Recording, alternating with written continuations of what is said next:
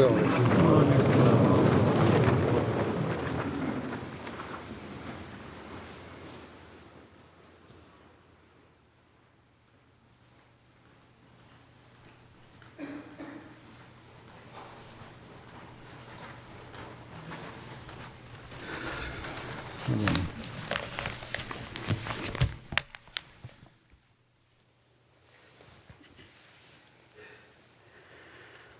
اللہ اکبر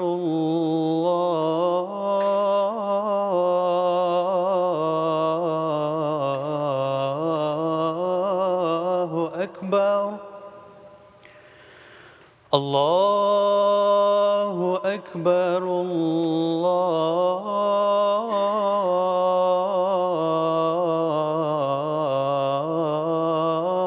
اللہ اکبر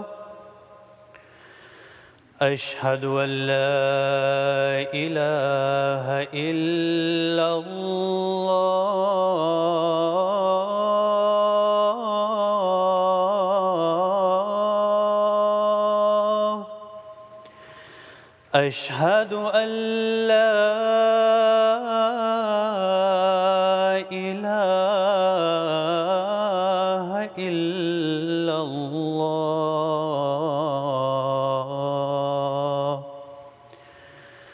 اشہد ان محمدا رسول اللہ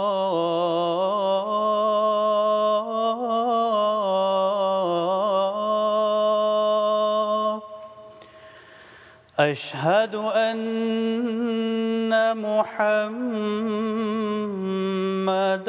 رسول اللہ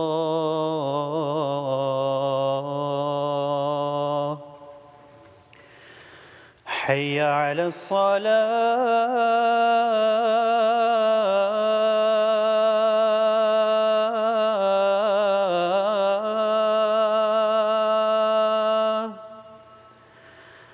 حی علی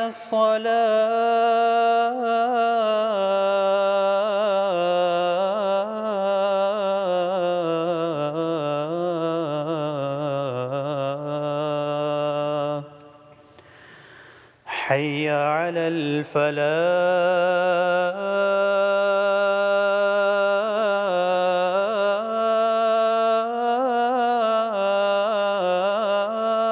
الفلاح حی علی الفلاح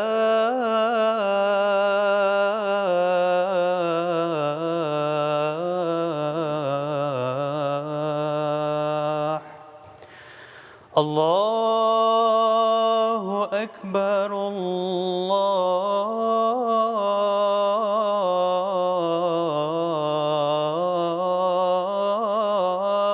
اکبر لا الہ الا اللہ.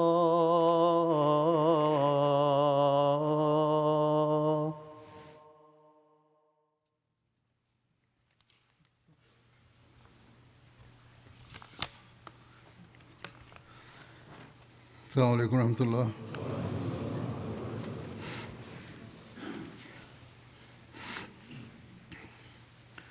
أشهد أن لا إله إلا الله وحده لا شريك له وأشهد أن محمدا عبده ورسوله أما بعد فأعوذ بالله من الشيطان الرجيم بسم الله الرحمن الرحيم الحمد لله رب العالمين الرحمن الرحيم مالك يوم الدين إياك نعبد وإياك نستعين اهدنا الصراط المستقيم صراط الذين أنعمت عليهم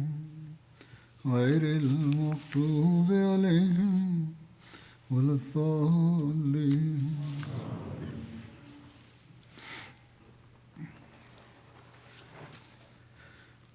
گزشتہ خطبے میں حضرت کعب بن مالک اور بعض دوسرے صحابہ کا غزوہ تبوک میں پیچھے رہ جانے اور اس پر حضرت صلی اللہ علیہ وسلم کی ناراضگی کا ذکر ہوا تھا.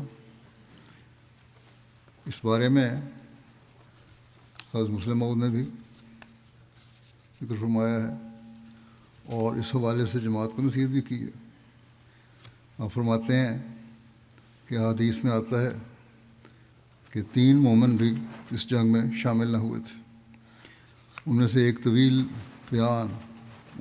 کا طویل بیان حدیث میں آتا ہے. وہ فرماتے ہیں یعنی وہ صحابی کہ جب میں رسول اللہ صلی اللہ علیہ وسلم کی واپسی کے بعد آپ کے پاس پہنچا تو میں نے لوگوں سے دریافت کیا کہ سناؤ پیچھے رہنے والے اور بھی کوئی آئے ہیں یا نہیں، اور انہوں نے کیا کیا طریق معذرت کا اختیار کیا ہے اور ان سے کیا سلوک ہوا ہے. انہوں نے بتایا کہ لوگ آتے ہی عذر معذرت کرتے ہیں اور کہتے ہیں کہ یا رسول اللہ صلی اللہ علیہ وسلم ہماری معافی کے لیے دعا کر دیں. آپ ان کے لیے دعا کر دیتے ہیں. وہ کہتے ہیں مجھے خیال آیا یعنی یہ صحابی حضرت کعب کہ میں بھی کوئی عذر کر دوں اور سرزنش سے چھوٹ جاؤں، مگر پھر مجھے خیال آ گیا اور میں نے صحابہ سے پوچھا کہ کون کون لوگ آ چکے ہیں. انہوں نے بس نام لیے تو سب منافق تھے. صرف 2 مومنوں کا نام انہوں نے لیا اور بتایا کہ انہوں نے کوئی عذر نہیں کیا بلکہ اپنی غلطی کا اقرار کیا. تب میں نے دل میں کہا کہ میں منافقوں کے ساتھ کیوں شامل ہوں. بہتر ہے کہ ایسے عذر پیش کرنے کی بجائے جو حقیقتاً عذر نہیں کہلا سکتے صاف کہہ دوں کہ غلطی ہو گئی، آپ جو چاہیں مجھ سے معاملہ کریں. چنانچہ یہ خیال آنے پر میں نے اقرار جرم کا فیصلہ کر لیا اور اس طرح اللہ تعالیٰ نے مجھے منافقوں کے ساتھ شامل ہونے سے بچا لیا. چنانچہ میں گیا اور رسول کریم صلی اللہ علیہ وسلم سے صاف طور پر کہہ دیا کہ میری سستی اور غفلت تھی کہ میں غزوے میں شامل نہ ہوا، ورنہ کوئی حقیقی عذر نہیں تھا. اس پر رسول کریم صلی اللہ علیہ وسلم نے فرمایا کہ جب تک اللہ تعالیٰ کا حکم تمہارے متعلق نہ آئے تم سے قطع تعلق کیا جائے گا. اس صحابی کا نام کعب بن مالک تھا. وہ بیان کرتے ہیں کہ ہمیں اس حکم سے سخت تکلیف پہنچی کیونکہ مدینہ میں سب مسلمان ہی تھے اور جو منافق تھے ان میں سے بھی کسی کو جرأت نہ تھی کہ ان سے بات چیت کرے. یہ ذکر ساری بات ہی مختصر میں نے بیان کی ہے، اس تفصیل پچھلے خطبے میں بیان کر چکا ہوں. آپ نے خطبے میں یہ بیان فرمایا تھا اور پھر اس حوالے سے جیسا کہ میں نے کہا جماعت کو نصیحت بھی کی تھی. آپ فرماتے ہیں حضرت مسلم موعود کہ یہاں تو میں نے دیکھا ہے یعنی قادیان میں 1936 کی بات ہے یہ کہ جن لوگوں سے بات چیت سے منع ہے یعنی سزا ملتی ہے جن کو، وہ محلوں میں احمدیوں کے مکانوں پر بھی چلے جاتے ہیں. محلے والے معلوم نہیں سوئے رہتے ہیں کہ ان کو پتہ ہی نہیں لگتا. یہاں کے بعض احمدی سانپوں کو پالتے ہیں مگر وہ یاد رکھیں کہ یہ سانپ نہ خدا کو ڈس سکتے ہیں نہ اس کے رسول کو اور نہ خلیفہ کو. یہ انہی کو ڈسیں گے جو ان کو پالتے ہیں. ہم تو اللہ تعالیٰ کے فضل سے محفوظ ہیں کیونکہ جسے اللہ تعالیٰ اپنی حفاظت میں لے لے اسے کون ڈس سکتا ہے. یہ انہی کو ڈسیں گے جنہیں وہ ڈس سکتے ہیں اور افسوس کہ وہ دیکھتے ہوئے ان سانپوں کی حرکات پر اغماض سے کام لیتے ہیں. اس زمانے میں بعض فتنے اٹھے تھے جس کی وجہ سے آپ کو یہ کہنا پڑا تھا. غرض مدینہ میں آگے فرماتے ہیں کہ غرض مدینہ میں کوئی منافق بھی ان سے بات چیت نہ کر سکتا تھا. کعب بن مالک بیان کرتے ہیں کہ اس حکم کے چند دن کے بعد معلوم ہوا کہ رسول کریم صلی اللہ علیہ وسلم نے فرمایا کہ بیوی بچے بھی ان لوگوں سے جدا ہو جائیں. ہم تینوں میں سے ایک صحابی بوڑھے تھے، ان کی بیوی رسول کریم صلی اللہ علیہ وسلم کے پاس گئی اور عرض کیا کہ یا رسول اللہ صلی اللہ علیہ وسلم، میرا خاوند تو پہلے ہی مر چکا ہے، نہ کھانا کھاتا ہے نہ سوتا ہے، پھر وجہ ضعیف العمر ہونے کے ہر وقت مدد کا محتاج ہے، میاں بیوی کے تعلقات کے قابل تو وہ پہلے ہی نہ تھا، اور اگر آپ اجازت دیں تو میں کھانے پینے میں اس کی مدد کر دوں۔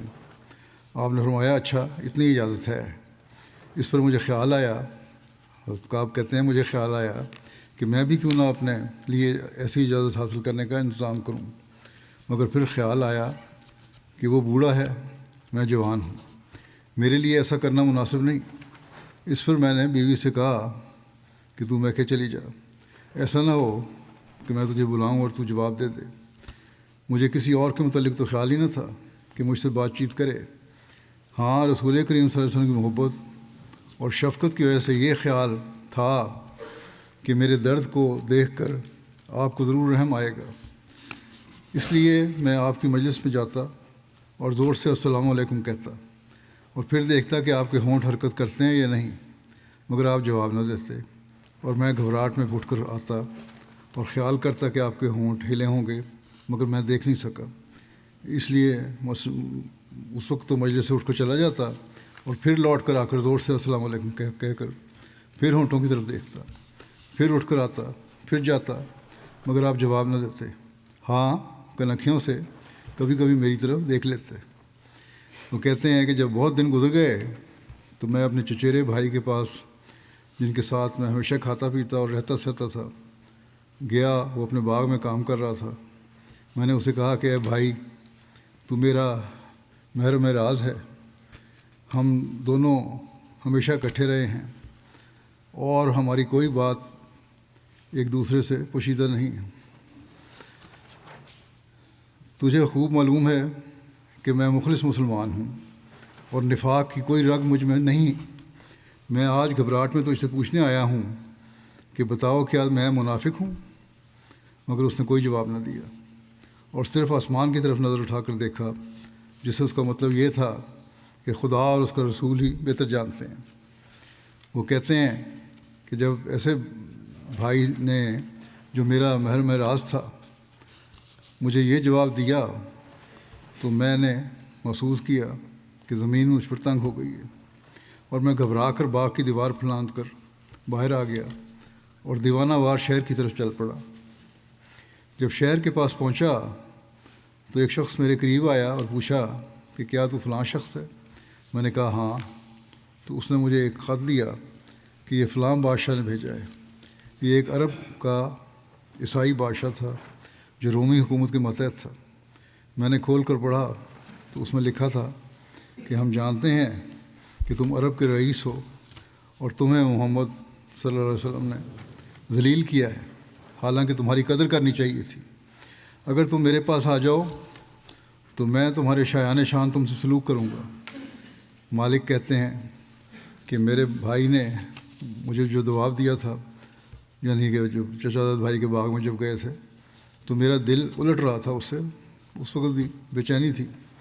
وہ خط دیکھ کر مجھ پر سختہ کی حالت طاری ہو گئی، اور میں نے سوچا کہ یہ شیطان کا آخری حملہ ہے، ایسا نہ ہو کہ میرے قدم لڑکھڑا جائیں۔ اور میں نے اس قاصد سے کہا کہ میرے پیچھے آؤ۔ ایک جگہ ایک آدمی بھٹی جلا رہا تھا، میں نے اس خط کو پردے کر کے اس میں ڈال دیا آگ میں، اور اس سے کہا کہ اپنے بادشاہ سے کہہ دینا کہ اس کا جواب یہ ہے۔ یہ ان کی ابتلا اور مصیبت کی آخری گھڑیاں تھیں۔ آخر اللہ تعالیٰ نے رحم کیا اور رسول کریم صلی اللہ علیہ وسلم کو فرمایا کہ ان کی غلطی معاف کر دی جائے۔ مسلم ایک جگہ اور فرماتے ہیں کہ کعب بن مالک کا واقعہ کیسا سبق آموز ہے۔ وہ تمام غزوات میں حضرت صلی اللہ علیہ وسلم کے ساتھ رہے، مکہ کی فتح میں بھی ساتھ تھے، مگر غزوہ تبوک میں سستی سے پیچھے رہ گئے۔ نبی کریم صلی اللہ علیہ وسلم نے انہیں ایسی سخت سزا دی کہ ان کے سلام کا جواب تک نہ دیتے تھے۔ تمام مسلمانوں کو کلام کرنے سے روک دیا، حتیٰ کہ بیوی کو بھی الگ کر دیا۔ اسی حالت میں غسان کے بادشاہ کے ایلچی ان کے پاس خط لایا، جس میں لکھا تھا کہ تیرے صاحب نے تیری قدر نہیں کی، تو میرے پاس آ جا۔ انہوں نے یہ کہہ کر کہ یہ شیطان کا آخری حملہ ہے، خط کو تنور میں ڈال دیا اور ایلچی کو کہا کہ اپنے بادشاہ کو یہ پیغام پہنچا دینا، مگر فرماتے ہیں مسلمہ کہ آج کل کے لوگ ہیں جماعت میں، اس کو بھی حالت تھی اس وقت کہ اگر کچھ باز پرس کی جائے، جواب طلبی کی جائے، تو وہ کہتے ہیں کہ ہماری خدمات کا لحاظ نہیں رکھا، ہماری قدر نہیں کی گئی۔ یاد رکھنا چاہیے کہ انتظام الگ چیز ہے اور کام کرنا الگ چیز، اور انتظام قائم رکھنے کے لیے جو غلطی کرتا ہے اس سے پوچھا جاتا ہے، خواہ وہ کوئی ہو۔ بس خدا کے حکم کے متحد دین کے لیے ایسی کوششیں کرو کہ شیطان کو بھگا دو، مگر اس لیے ہرگز نہ کرو کہ وہ تمہاری تعریف کی جائے، اور کام کر کے یہ مت خیال کرو کہ ہماری غلطیوں پر ہم سے باز پرس نہ کی جائے گی۔ پھر خدا پر احسان مت جتاؤ، منع و عزا سے کام نہ لو، تمہارے ذرائع سے اسلام کی خدمت، تمام ذرائع سے اسلام کی خدمت کرو۔ احسان نہ جتاؤ بلکہ خدمت کرو، یہ جذبہ ہونا چاہیے اللہ کو راضی کرنے کا۔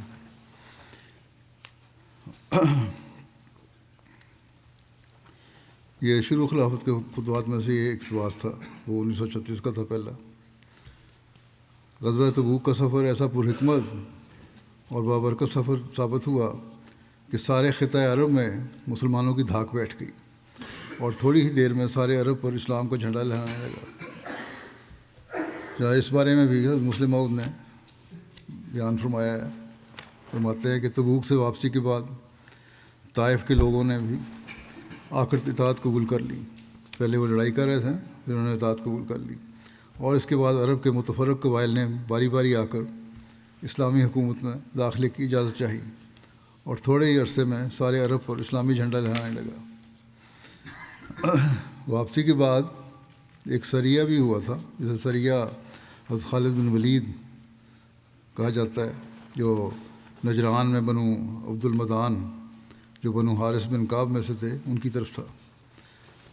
عبد المدان جس کی طرف قبیلے کی نسبت کی گئی ہے، بنو حارث کا جد امجد تھا، اور اس کا نام عمر بن یزید تھا۔ ابن سعد کی روایت ہے کہ روایت کے مطابق یہ سریہ ربیع الاول 10 ہجری کو پیش آیا، جبکہ ابن حشام کے مطابق یہ سریہ ربیع الاخر یا جمادی الاول 10 ہجری کو ہوا۔ سیرت النبی خاتم النبیین میں حضرت مرزا بشیر احمد صاحب نے بعض خالد میں ولید بطرف ججران کی تاریخ ربیع الاول 10 ہجری بیان کی ہے۔ بہرحال اس کی تفصیل کچھ یوں اس طرح ہے کہ آپ نے حضرت خالد کو حکم دیا کہ لڑنے سے پہلے 3 بار ان کو دعوت اسلام دینا، جن کی طرف بھیجا گیا تھا سریہ۔ اگر وہ قبول کرے تو بہتر ہے، ورنہ پھر جنگ کرنا، یعنی اگر جنگ کی کوشش کریں تو تم پھر بھی 3 دفعہ ان کو اسلام کی تعلیم کی دعوت دینا، اگر پھر بھی جنگ کرنا چاہیں تو پھر ٹھیک ہے، جنگ کرو ان سے۔ چنانچہ حضرت خالد نے ایسا ہی کیا، اور یہ سب لوگ مسلمان ہو گئے۔ چنانچہ حضرت خالد نے ان میں قیام کر لیا، یعنی تبلیغ کی، صرف جنگ نہیں ہوئی، اور وہ مسلمان ہو گئے۔ حضرت خالد نے ان میں قیام کر لیا اور ان کو اسلام، کتاب اللہ اور نبی اکرم صلی اللہ علیہ وسلم کی سنت کی تعلیم دینی شروع کی، اور یہی حضور صلی اللہ علیہ وسلم نے حضرت خالد کو حکم دیا تھا۔ اس کے بعد حضرت خالد نے ایک خط حضور صلی اللہ علیہ وسلم کی خدمت میں روانہ کیا، حضرت محمد رسول اللہ صلی اللہ علیہ وسلم کی، اور اس میں روانہ کیا، اس لیے لکھا کہ حضرت محمد رسول خدا صلی اللہ علیہ وسلم کی خدمت میں خالد بن ولید کی طرف سے السلام علیکہ یا رسول اللہ و رحمۃ اللہ وبرکاتہ۔ میں اس خدا کی حمد کرتا ہوں جس کے سوا کوئی معبود نہیں، اما بعد، یا رسول اللہ، اللہ تعالیٰ آپ پر رحمت نازل فرمائے۔ آپ صلی اللہ علیہ وسلم نے مجھے بنو حارث کی طرف بھیجا تھا، اور مجھے حکم دیا تھا کہ میں 3 روز تک ان کو اسلام کی طرف دعوت دوں، پھر اگر وہ اسلام قبول کریں تو میں ان میں رہ کر ان کو احکام اسلام، قرآن کریم اور سنت رسول سکھاؤں، اور اگر وہ اسلام قبول نہ کریں تو میں ان سے جنگ کروں۔ بعض باتیں تفصیل میں بیان نہیں ہوتی، یہ دوسری جگہ بعض والوں سے مل جاتی ہیں، لیکن اسلام کی تعلیم یہ نہیں ہے کہ زبردستی اسلام قبول کروایا جائے. یہی مطلب تھا کہ کوئی معاہدہ نہ کریں اگر، یا پھر بھی جنگ کریں تو پھر ان سے جنگ کرو، تمہیں اجازت ہے. لیکن پھر بس کہتے ہیں کہ ان کے پاس آیا اور آپ کے ارشاد کے مطابق 3 روز تک ان کو دعوت اسلام کی، اور سواروں کو ان کے پاس بھیجا کہ اے بنو حارث، اسلام قبول کر لو، سلامت رہو گے. بس لوگوں نے اسلام قبول کر لیا اور جنگ سے بعد رہے. تبلیغ کی تو اسلام قبول کر لیا. اس فکرے سے بھی یہ بڑا واضح ہو جاتا ہے کہ وہ جنگ سے بعد رہے، کہ انہوں نے پہل نہیں کی جنگ میں. جب مخالف نے نہیں کی، یہ بھی جنگ کرنے نہیں گئے تھے، تبلیغ کرنے گئے تھے، وہ کی. پھر لکھتے ہیں کہ اب میں ان میں مقیم ہوں اور دین کے اوامر و نواہی اور احکامات ان کو بتلا رہا ہوں. آئندہ جو حکم آپ صلی اللہ علیہ وسلم کی جانب سے صادر ہوگا اس کے موافق عمل کروں گا. والسلام علیکہ یا رسول اللہ ورحمتہ وبرکاتہ. حضور صلی اللہ علیہ وسلم نے حضرت خالد کے اس خط کے جواب میں فرمایا بسم اللہ الرحمن الرحیم. محمد رسول خدا صلی اللہ علیہ وسلم کی طرف سے خالد بن ولید کو سلام. میں اس خدا کی تعریف کرتا ہوں جس کے سوا کوئی معبود نہیں. اما بعد تمہارا خط ما قاصد ہمارے پاس پہنچا اور معلوم ہوا کہ بنو حارث نے اسلام قبول کر لیا ہے اور جنگ سے پہلے لا الہ الا اللہ محمد رسول اللہ کی گواہی دی، اور یہ خدا کی ہدایت ہے جو اس نے ان کے شامل حال فرمائی. بس تم ان کو ثواب الہی کی خوشخبری پہنچاؤ اور عذاب الہی سے خوف دلاؤ، اور خود ان کے چند لوگوں کو اپنے ساتھ لے کر ہمارے پاس حاضر ہو جاؤ. والسلام علیکہ ورحمۃ اللہ وبرکاتہ. حضرت خالد نے اس فرمان کو دیکھ کر بنو حارث کے چند افراد کو ساتھ لے کر رسول اللہ صلی اللہ علیہ وسلم کی خدمت میں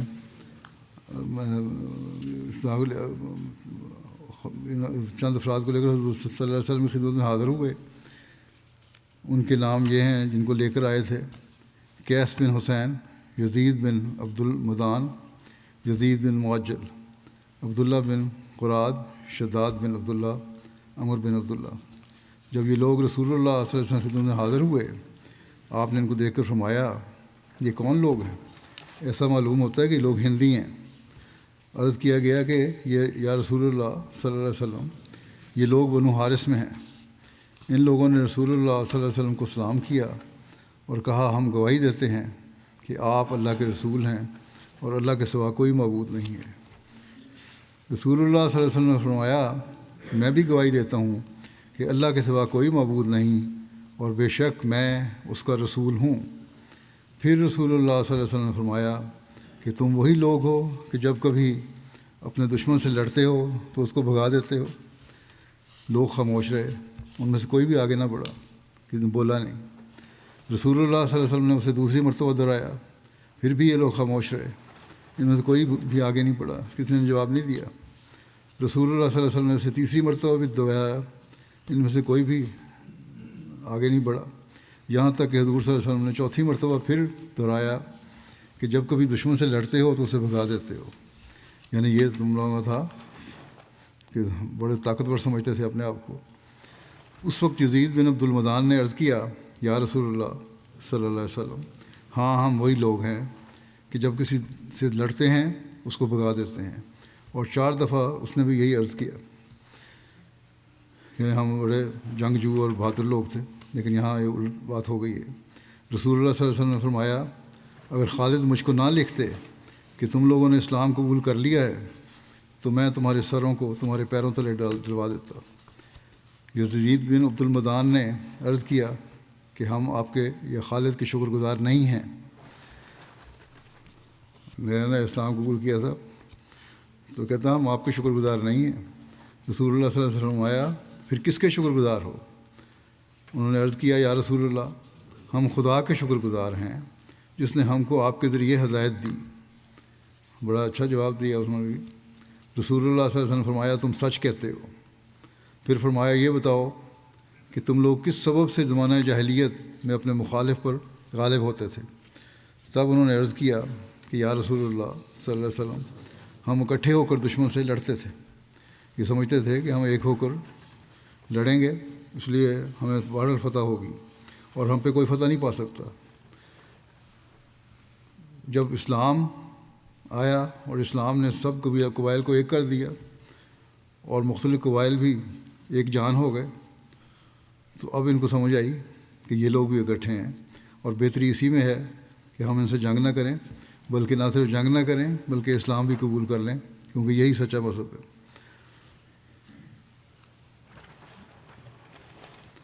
حضور صلی اللہ علیہ وسلم نے قیس بن حسین کو بنو حارث کا امیر مقرر فرمایا، اور شوال کے آخر یا ذوالقعدہ کے شروع میں ان لوگوں کو رخصت فرمایا۔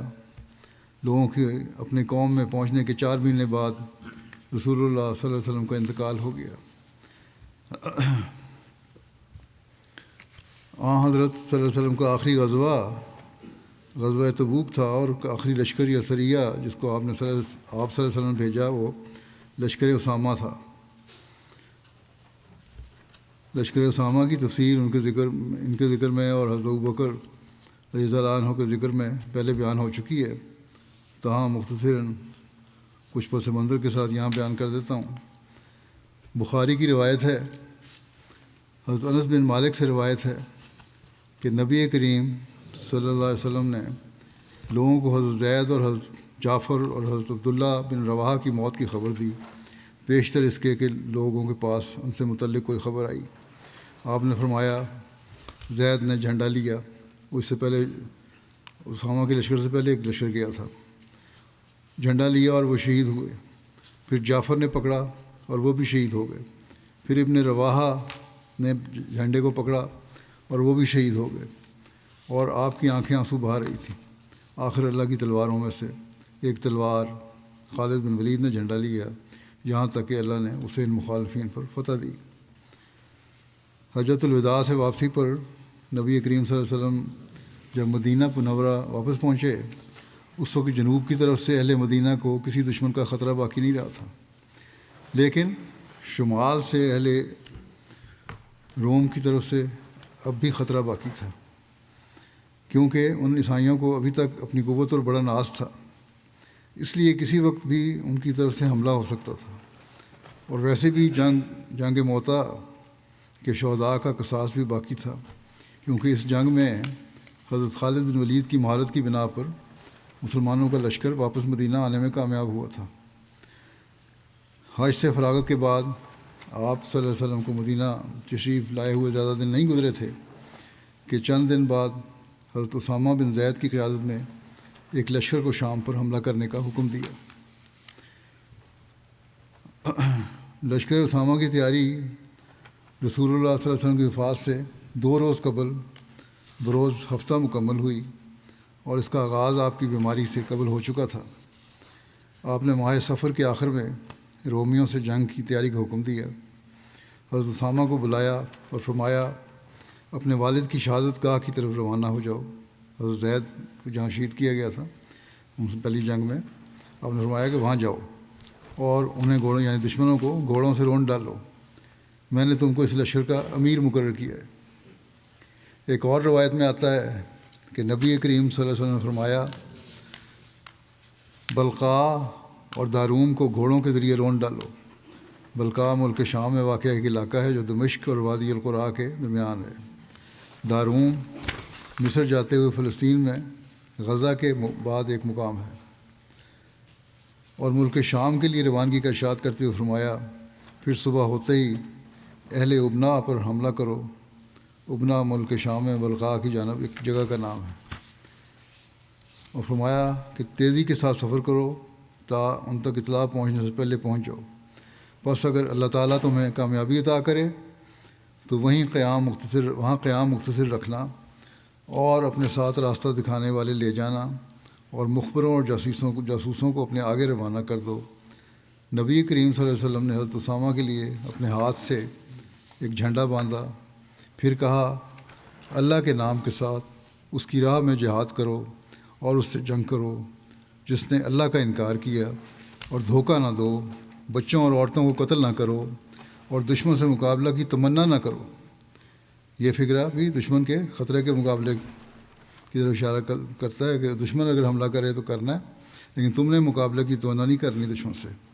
پس فرمایا کہ بے شک تمہیں معلوم نہیں، شاید تم اس کی وجہ سے آزمائے جاؤ، لیکن تم یہ کہو کہ اے اللہ تو ہمیں ان کے مقابلے میں کافی ہو جیسا تو چاہے، اور ان کی جنگ کو ہم سے دور کر دے۔ یہ دعا بھی سکھائی کہ جنگ ضروری نہیں ہے، جنگ سے ٹل سکتی ہے تو ٹالو۔ بس اگر ان کی تمہارے ساتھ مٹ بھیڑ ہو جائے، لیکن پھر بھی اگر جنگ ہو جائے اور وہ اکٹھے ہو کر شور کریں تو تمہارے اوپر وقار اور خاموشی لازم ہے، پھر خاموشی سے اور وقار سے جنگ کرو، اور تم آپس میں نہ جھگڑو ورنہ تم بزدل ہو جاؤ گے اور تمہارا روب و دبدبہ جاتا رہے گا۔ اکائی پیدا کرو اپنے اندر، اور تم کہو اے اللہ ہم تیرے بندے ہیں اور وہ بھی تیرے بندے ہیں، ہماری پیشانیاں اور ان کی پیشانیاں تیرے قبضہ قدرت میں ہیں، اور تو ہی ان سے کافی ہو سکتا ہے، اور تم جان لو کہ جنت تلواروں کے سائے کے نیچے۔ حضرت اسامہ حضرت صلی اللہ علیہ وسلم کے ہاتھ سے بندھا ہوا جھنڈا لے کر نکلے اور اس سے حضرت بریدہ بن حصیب کے سپرد کیا اور جرف مقام پر لشکر کو جمع کیا۔ جرف مدینہ سے 3 میل شمال کی جانب ایک جگہ ہے۔ مہاجرین اور انصار کے معززین میں سے کوئی ایسا شخص بھی باقی نہ بچا مگر اس کو اس جنگ کے لیے بلا لیا گیا۔ ان میں حضرت ابوبکر، حضرت عمر، حضرت ابو عبیدہ بن جراح، حضرت سعد بن ابی وقاص، حضرت سعید بن زید، حضرت قتادہ بن نعمان، حضرت سلمہ بن اسلم شامل تھے۔ سب کو حضرت اسامہ کے متحد کیا۔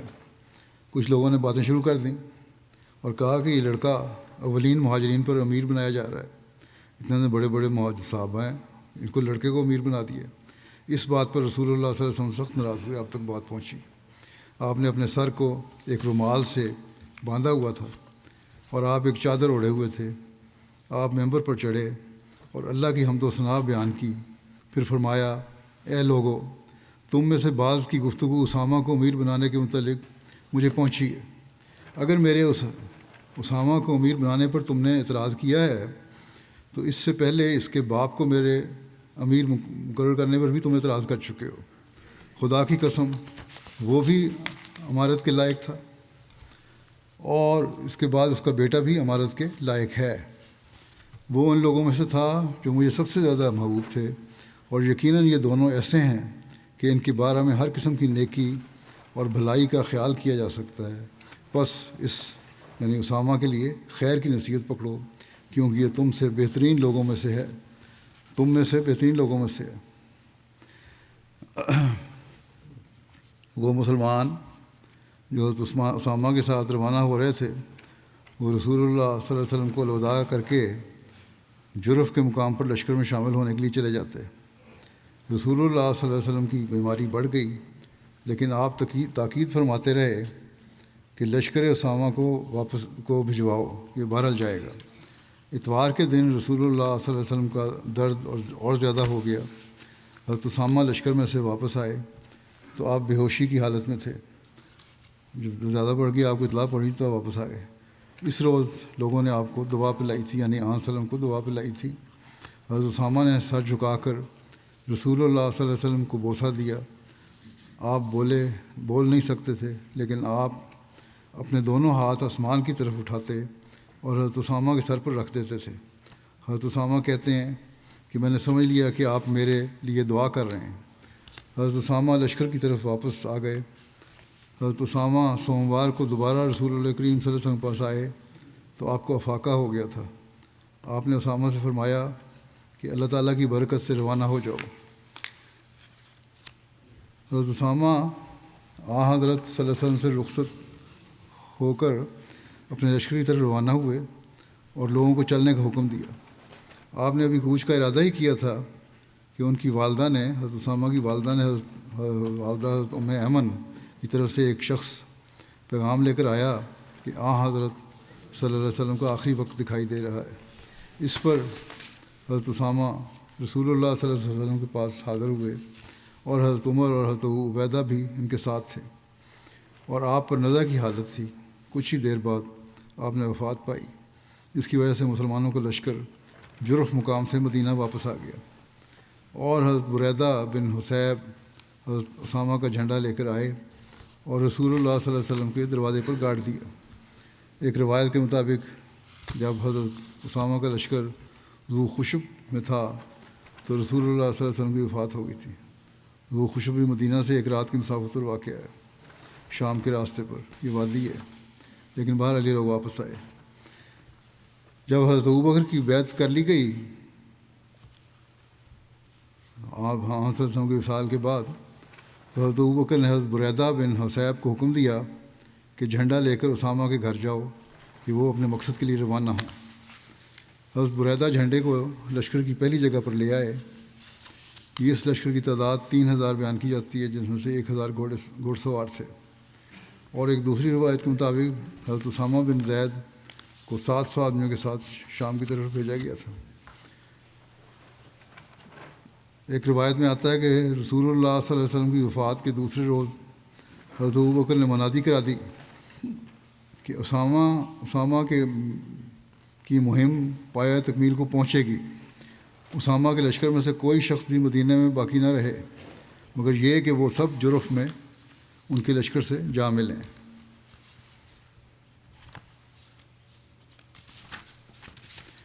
حضرت مسلم اور بیان فرماتے ہیں کہ جب رسول کریم صلی اللہ علیہ وسلم وفات پا گئے تو سارا عرب مرتد ہو گیا، اور حضرت عمر اور حضرت علی جیسے بہادر انسان بھی اس فتنے کو دیکھ کر گھبرا گئے۔ رسول کریم صلی اللہ علیہ وسلم نے اپنی وفات کے قریب ایک لشکر رومی علاقے پر حملہ کرنے کے لیے تیار کیا تھا، اور حضرت اسامہ کو اس کا افسر مقرر کیا تھا۔ یہ لشکر ابھی روانہ نہیں ہوا تھا کہ رسول کریم صلی اللہ علیہ وسلم وفات پا گئے، اور آپ کی وفات پر جب عرب مرتد ہو گیا تو صحابہ نے سوچا کہ اگر ایسی بغاوت کے اسامہ کا لشکر بھی رومی علاقے پر حملہ کرنے کے لیے بھیج دیا گیا تو پیچھے صرف بوڑھے مرد اور بچے اور عورتیں رہ جائیں گی مدینے میں، اور مدینے کی حفاظت کا کوئی سامان نہیں رہے گا۔ چنانچہ انہوں نے تجویز کی کہ اکابر صحابہ کا ایک وفد حضرت ابوبکر رضی اللہ عنہ کی خدمت میں جائے اور ان سے درخواست کرے کہ وہ اس لشکر کو بغاوت کے فروغ ہونے تک روک لیں۔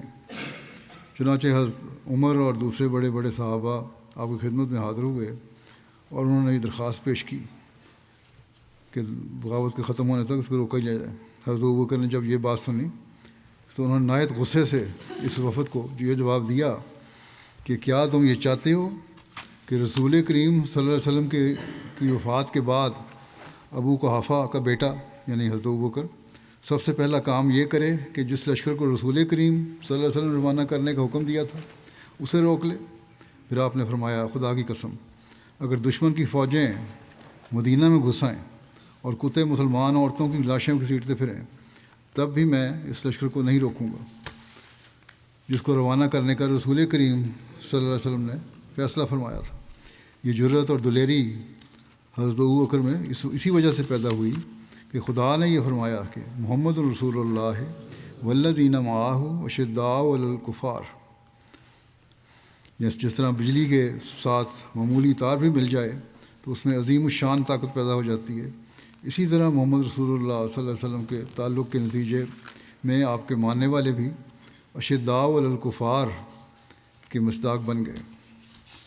حضرت مسیح موعود علیہ السلام جیش اسامہ کی روانگی کی بابت اپنی تصنیف لطیف سر الخلافہ میں بیان فرماتے ہیں کہ ابن اسیر نے اپنی تاریخ میں لکھا ہے کہ جب رسول اللہ صلی اللہ علیہ وسلم کا وصال ہوا اور آپ کی وفات کی خبر مکہ اور وہاں کے گورنر عتاب بن اسید کو پہنچی تو عتاب چھپ گیا اور مکہ لرز اٹھا اور قریب تھا کہ اس کے باشندے مرتد ہو جاتے، اور مزید لکھا ہے کہ عرب مرتد ہو گئے، ہر قبیلے میں سے عوام یا خواص اور نفاق عوام یا خواص جسے وہ مرتد ہو گئے، نفاق ظاہر ہو گیا، اور یہودیوں اور عیسائیوں نے اپنی اپنی گردنیں اٹھا کر دیکھنا شروع کر دیا، یعنی دیکھ رہے تھے اب کمزور ہو گئے مسلمان، اب حملہ کر سکتے ہیں، اور مسلمانوں کو اپنے نبی کی وفات کی وجہ سے نیز اپنی قلت اور دشمنوں کی کثرت کے باعث ایسی حالت ہو گئی جیسی بارش والی راتیں بھیڑ بکریوں کی ہوتی ہے، یعنی بھیگی ہوتی ہیں، ہلنے جلنے کے قابل نہیں ہوتی۔ اس پر لوگوں نے ابوبکر سے کہا کہ لوگ صرف اسامہ کے لشکر کو ہی مسلمانوں کا لشکر سمجھتے ہیں، اور جیسا کہ آپ دیکھ رہے ہیں عربوں نے آپ سے بغاوت کر دی ہے، بس مناسب نہیں کہ آپ مسلمانوں کی اس جماعت کو اپنے سے الگ کریں۔ اس پر حضرت ابوبکر نے فرمایا، اس ذات کی قسم جس کے قبضہ قدرت میں میری جان ہے، اگر مجھے اس بات کا یقین بھی ہو جائے کہ درندے مجھے اچک لیں گے، تب بھی میں رسول اللہ صلی اللہ علیہ وسلم کے حکم کے مطابق اسامہ کے لشکر کو ضرور بھیجوں گا۔ جو فیصلہ رسول اللہ صلی اللہ علیہ وسلم نے فرمایا ہے میں اسے منسوخ نہیں کر سکتا۔ الغرض آپ نے آن رسول اللہ کے حکم کو کما حقہ قائم رکھا اور نافذ فرمایا، اور جو صحابہ حضرت اسامہ کے لشکر میں شامل تھے انہیں واپس لشکر میں شامل ہونے کا ارشاد فرمایا۔ آپ نے فرمایا کہ ہر وہ شخص جو پہلے اسامہ کے لشکر میں شامل تھا اور اسے رسول اللہ صلی اللہ علیہ وسلم اس میں شامل ہونے کا ارشاد فرمایا، اسے رسول اللہ صلی اللہ علیہ وسلم نے اس میں شامل ہونے کا ارشاد فرمایا تھا، وہ ہرگز پیچھے نہ رہے، اور نہ ہی میں اسے پیچھے رہنے کی اجازت دوں گا۔ اسے خواہ پیدل بھی جانا پڑے وہ ضرور ساتھ جائے گا، تو کوئی ایک بھی اس سے پیچھے نہ رہا، یعنی سب چل پڑے۔ بہرحال حضرت ابوبکر کا اس لشکر کو روانہ کرنے کے بارے میں لکھا ہے کہ جب حضرت ابوبکر کے حکم کے مطابق جیش اسامہ جرف کے مقام پر اکٹھا ہو گیا تو حضرت ابوبکر وہاں خود تشریف لے گئے، اور آپ نے وہاں جا کر لشکر کا جائزہ لیا اور اس کو ترتیب دی۔ اس بارے میں یہ بھی ذکر ملتا ہے کہ حضرت ابوبکر نے حضرت اسامہ سے کہا کہ اگر آپ مناسب سمجھیں تو حضرت عمر کو میرے کاموں میں معاونت کے لیے چھوڑ دیں، کیونکہ اس میں حضرت عمر بھی شامل تھے لشکر میں۔ تو حضرت اسامہ نے اجازت دے دی۔ اس واقعے کے بعد حضرت عمر جب بھی حضرت اسامہ سے ملتے، یہاں تک خلیفہ منتخب ہونے کے بعد بھی، تو آپ کو مخاطب ہو کر کہتے تھے السلام علیکم یا ایھا الامیر، کہ اے امیر السلام علیکم، اور اس کے جواب میں اسامہ بھی کہتے غفر اللہ لک۔ حضرت ابوبکر نے حضرت اسامہ کو اپنی ہدایت کے ساتھ یہ بھی فرمایا کہ رسول اللہ صلی اللہ علیہ وسلم نے جو تمہیں کرنے کا حکم دیا ہے وہ سب کچھ کرنا، رسول اللہ صلی اللہ علیہ وسلم کے احکام کی بجا آوری میں کسی قسم کی کوتاہی نہ کرنا۔ جنگ کی تفصیل تو پہلے بیان ہو چکی ہے، اسے میں چھوڑتا ہوں۔ یہ لشکر جیسا کہ آن صلی اللہ علیہ وسلم نے فرمایا تھا، آپ کامیاب ہو کر واپس آیا۔ دشمن تو یا قتل ہوا یا قیدی بن گیا۔ اس جنگ میں کسی مسلمان کا بھی کوئی جانی نقصان نہیں ہوا۔ روایات کے مطابق یہ لشکر 40 سے لے کر 70 روز تک باہر رہنے کے بعد مدینہ واپس پہنچا تھا۔ حضرت صلی اللہ علیہ وسلم سے حضرت ابوبکر کی محبت تھی کہ اسامہ کے جس جھنڈے کو حضرت صلی اللہ علیہ وسلم نے خود اپنے ہاتھ سے گرہ لگائی تھی، اور حضرت ابوبکر نے فرمایا تھا کہ یہ کیسے ہو سکتا ہے کہ ابن ابو قحافہ اس جھنڈے کی گرہ کھول دے جو نبی اکرم صلی اللہ علیہ وسلم نے خود اپنے ہاتھ سے لگائی ہے۔ چنانچہ لشکر اسامہ کی واپسی پر اس جھنڈے کی گرہ نہ کھولی گئی، اور وہ جھنڈا بعد میں بھی حضرت اسامہ کے گھر میں ہی رہا یہاں تک کہ حضرت اسامہ کی وفات ہو گئی۔ اللہم صلی علی محمد و آل محمد۔ یہ ختم ہوا یہ جنگ غزوات کا۔ آئندہ سیرت کے کچھ اور پہلو دیکھنے ہوں گے انشاءاللہ، دیکھوں گا۔ اس وقت میں 2 مرحومین کا ذکر بھی کرنا چاہتا ہوں اور جنازہ پڑھاؤں گا بعد میں انشاءاللہ۔ مکرم عزیز الرحمٰن خالد صاحب مربی سلسلہ، یہ گزشتہ دنوں 79 سال کی عمر میں امریکہ میں وفات پا گئے۔ انا للہ و انا الیہ راجعون۔ مرحوم کے نانا حضرت میاں رنگ علی صاحب رضی اللہ عنہ صحابی حضرت مسیح علیہ الصلوۃ والسلام تھے۔ آپ کے عزیز الرحمٰن خالد صاحب کے جامعہ میں داخل ہونے کا واقعہ بھی کچھ اس طرح ہے۔ کہتے ہیں کہ جب میں 7ویں کلاس میں تھا تو ایک روز تعلیم الاسلام ہائی اسکول میں اسمبلی میں حضرت مولانا قاضی محمد نذیر صاحب تشریف لائے اور وقف زندگی کی ضرورت اور اہمیت پر لیکچر دیا۔ اس پر بہت سے طلباء پر اس لیکچر کا بہت اثر ہوا۔ جب لیکچر ختم ہوا تو مرحوم کو زندگی وقف کرنے کا جذبہ ابھرا اور وہ سیدھے جامعہ میں گئے۔ وہاں مختصر انٹرویو کے بعد 1960 میں جامعہ میں ان کو داخلہ مل گیا اور 1969 میں جامعہ سے شاید کی ڈگری انہوں نے حاصل کی۔ جامعہ پاس کرنے کے بعد اس دوران جامعہ میں 9 سال کا عرصہ اس لیے بھی لگا کہ ان کا ایک ایکسیڈنٹ ہو گیا ٹرین کا، جس کی وجہ سے انہیں بڑی چوٹیں آئی تھیں، 2 سال ضائع ہوئے، لیکن بہرحال انہوں نے ہمت نہیں ہاری اور زندگی بھی بچ گئی۔ اور یہ کہا کرتے تھے اس لیے حضرت مسیح ثالث رحمۃ اللہ کی دعاؤں سے میری زندگی بچی ہے۔ ان کے بعد مبلغ بننے کے بعد Sierra Leone, Nigeria, Ghana, Tanzania, Zanzibar, بیرونی ملکوں میں رہے۔ پاکستان میں مختلف جگہوں پہ مربی کے طور پر خدمات انجام لیتے رہے۔ اس کے بعد واپس آنے کے بعد یہ تاریخ جدید وکالت اشاعت ربا میں خدمت کی توفیق پاتے رہے۔ ان کے نواسے ہیں حمزہ عبید اللہ، یہ مربی ہیں، جامعہ سے فارغ ہوئے۔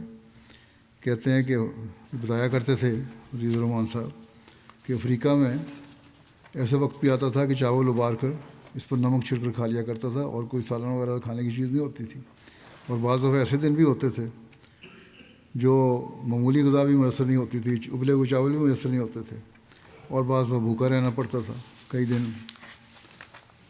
تو یہ ابتدائی مربیان مبلغین کے کام تھے جو آج کل کے مربیان مبلغین کو ان کو اپنے سامنے رکھنا چاہیے۔ انیس الرحمان انس ہیں، ان کے بیٹے ہیں، کہتے ہیں کہ کبھی بھی کھانے کو ضائع نہیں ہونے دیتے تھے۔ جلسے کے موقع پہ بھی بہت دفعہ ایسا ہوا کہ کھانے میں پلیٹ میں ڈلوانے کے بجائے میزوں پر روٹی کے بچے ہوئے ٹکڑے تھے وہی کھا لیتے۔ کہتے کہ حضرت مسیح علیہ السلام کہ اگر یہ روٹی کے ٹکڑے کھا سکتے ہیں تو ہم کیوں نہیں کھا سکتے۔ جوانی سے ہی تہجد گزار تھے، خوش اخلاق، ملنسار، ہمدرد، نیک، محنتی اور باوفا انسان تھے۔ خلافت سے گہرا عقیدت کا تعلق تھا۔ مرحوم موسی بھی تھے۔ میرے ساتھ گانا میں بھی جب میں رہا ہوں وہاں رہے ہیں۔ یہ بڑی وفا سے، بڑی محنت سے، بڑی سادگی سے انہوں نے کام کیا، بے نفس ہو کے کام کیا۔ ان کے 2 بیٹے اور 3 بیٹیاں ہیں، کثیر تعداد میں پوتے پوتیاں، نواسے نواسیاں ہیں۔ اللہ تعالیٰ مرحوم سے مغفرت و رحم کو سلوک فرمائے، درجات بلند کرے۔ دوسرا ذکر ہے مکرم ایدی حمایدی صاحب، انڈونیشیا کے ہیں۔ یہ 22 نومبر کو عمرہ کی سعادت کے بعد اچانک بیمار ہو گئے اور پھر اسی بیماری سے 77 سال کی عمر میں مدینہ منورہ میں وفات پا گئے۔ انا للہ و انا الیہ راجعون۔ ان کے خاندان میں احمدیت 1930 کی دہائی میں آئی جب ان کے ماموں محمد رؤوف صاحب نے حضرت مولانا رحمت علی صاحب رضی اللہ عنہ کے ذریعے بیعت کی۔ اس کے بعد ان کے نانا اور والدہ نے بھی بیعت کر لی۔ ان کے داماد بسوکی احمد صاحب مربی سلسلہ ہیں، کہتے ہیں دن رات ان کو تبلیغ کا شوق تھا اور یہی آرزو رکھتے تھے تبلیغ کی راہ میں جان دوں، اور کہتے ہیں جب بھی ہماری ملاقات ہوتی تو ہمیشہ تبلیغ ہی آپ کا موضوع ہوتا، اور تبلیغ کا انداز بھی بہت سے مبلغین کے لیے باعث تحریک ہوتا۔ ان کی بیٹیاں بھی لکھتی ہیں کہ اذان سے پہلے مسجد چلے جاتے اور ذکر الہی میں بیٹھے وقت گزارتے، روزانہ قرآن کریم کی تلاوت کرتے، ترجمہ اور تفسیر پڑھتے، تبلیغ کے لیے ضروری آیات پر نشان لگاتے، کبھی تہجد کی نماز ترک نہیں کی۔ 76 سال کی عمر میں بھی تبلیغ کے لیے موٹر سائیکل پر سفر کرتے اور بچوں سے کہا کرتے تھے کہ مال کی قربانی میں کمی نہ کرو، یہ اللہ کا حق ہے، حت المقتور زیادہ سے زیادہ قربانی کرو، اور خبردار جماعت کے مال میں سے 1 پیسہ بھی استعمال نہ کرو، اس کا حساب دینا پڑے گا۔ عمرہ کے دوران ان کی جو لیڈر تھے انہوں نے لکھا ہے، گروپ لیڈر، کہ عمرے کے دوران سارا وقت یہی کہتے تھے کہ یہاں سے واپس جا کر میں تبلیغ کروں گا اور لوگوں کو بتاؤں گا کہ جماعت احمدیہ کے افراد مکے میں حج کی عبادت کرتے ہیں۔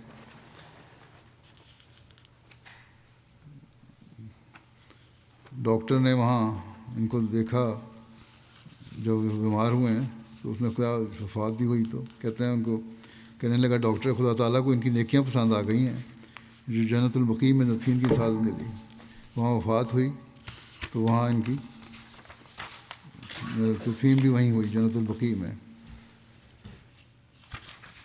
اور یہ ہمارے پاکستان میں احمدی اپنے احمدیوں کو قبرستان میں دفنانے نہیں دیتے، اور جو قریب کسی دوسرے مسلمان کی قبر ہو تو کہتے ہیں اس کے قریب نہیں آنا. اور ان کو اللہ تعالیٰ نے موقع دیا کہ جنت البقیع میں دفن ہوئے، اب جا کے وہاں سے بھی ان کی قبر اٹھوائیں. لیکن اتنی طاقت کہاں ہے ان میں، خود اپنے انجام کو پہنچنے والے ہیں اب انشاءاللہ. یہ مولوی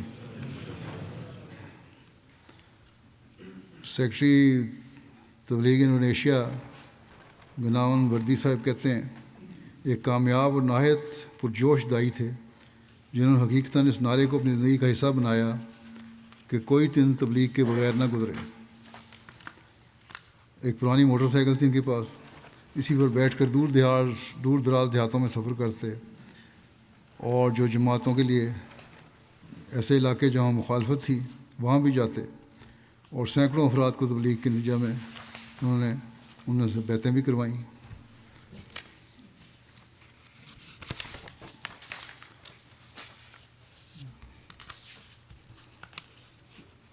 خلافت سے کہتے ہیں بہت زیادہ تعلق تھا، محبت تھی، پیار تھا.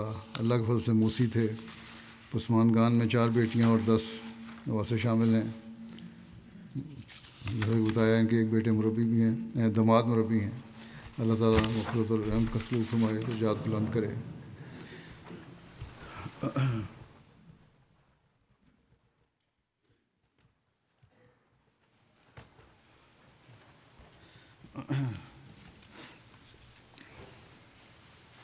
الحمد للہ نحمده ونستعینه ونستغفره ونؤمن به ونتوکل علیہ ونعوذ باللہ من شرور انفسنا ومن سیئات اعمالنا من يهده الله فلا مضل له ومن يضلل فلا هادي له ونشهد أن لا إله إلا الله ونشهد أن محمدا عبده ورسوله. عباد الله رحمكم الله، إن الله يأمر بالعدل والإحسان وإيتاء ذي القربى وينهى عن الفحشاء والمنكر والبغي يعظكم لعلكم تذكرون. اذكروا الله يذكركم وادعوه يستجب لكم ولذكر الله أكبر.